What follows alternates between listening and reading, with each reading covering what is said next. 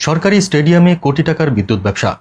সরকারি অর্থে নির্মিত ক্রীড়া স্থাপনা, অথচ সেখানেই চলছে কোটি টাকার বিদ্যুৎ ব্যবসা। কিন্তু প্রশ্ন হলো, কারা নিচ্ছে এই টাকা, আর কেনই বা সরকারি কোষাগার পাচ্ছে না? 2017 সালে গুলিস্তানে নির্মিত জাতীয় রোলার স্কেটিং কমপ্লেক্সে বসানো হয়েছিল সোলার প্যানেল। এখান থেকে উৎপাদিত বিদ্যুৎ বিক্রি হচ্ছে ডিপিডিসির কাছে মাসে প্রায় 2 লাখ টাকা। এই পর্যন্ত লেনদেন হয়েছে 1.5 কোটির বেশি।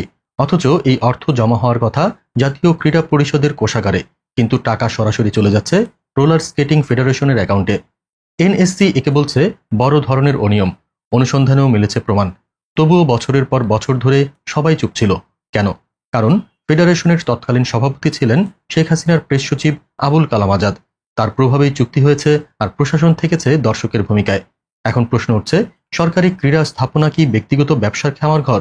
কোটি টাকার এই বিদ্যুৎ বাণিজ্যের টাকায় আসলে কারা লাভবান হচ্ছে, আর কারা বঞ্চিত হচ্ছে? উত্তর চাই জনগণ।